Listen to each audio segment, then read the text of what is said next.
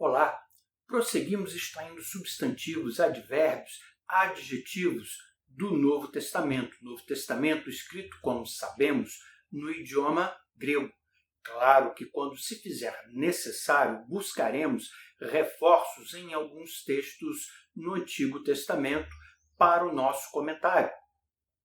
Não há a menor pretensão aqui de exibir conhecimentos do idioma grego ou mesmo do idioma hebraico por si só.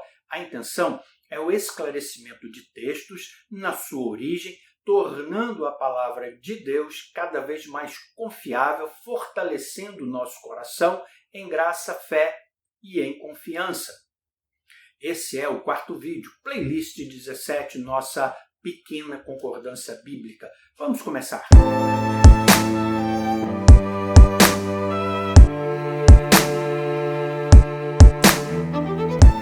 No Novo Testamento, inúmeras vezes encontramos o substantivo comum masculino hemera, sempre traduzido para dia.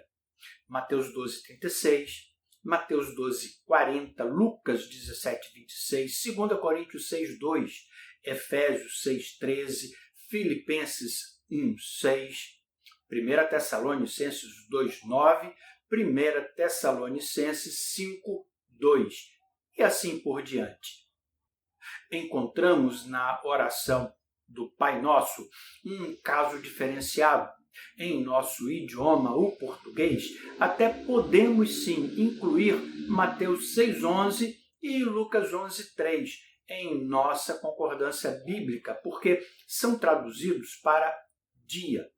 Porém, no idioma grego nem sequer aparece, e o que aparece é um adjetivo aplicado pelo nosso Senhor Jesus, qualificando o substantivo pão, ficando assim, pão sustentador, pão necessário, pão contínuo. Nas receitas gastronômicas existe um termo parecido, o quanto baste.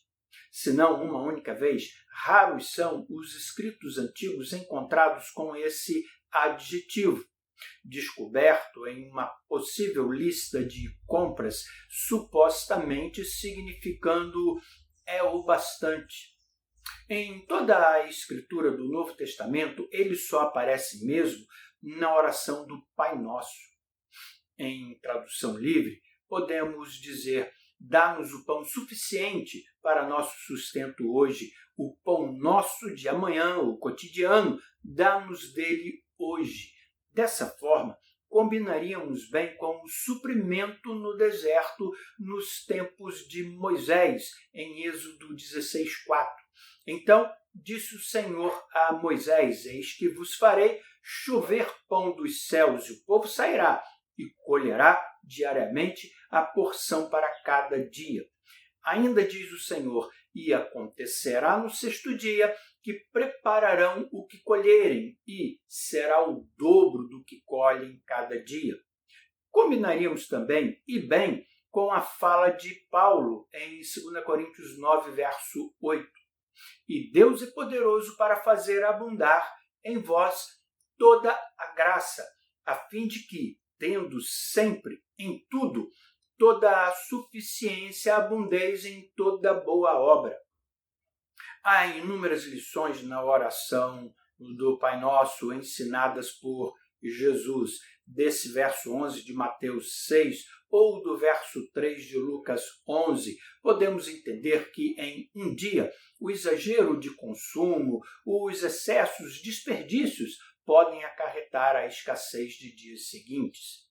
Ao invés da prática do desperdício, podemos ter melhores atitudes, o que nos faz concluir que, assim como o Senhor provou a Israel no deserto acerca do alimento do pão, também nós podemos ter os olhares do Senhor voltados para as nossas ações a respeito da alimentação.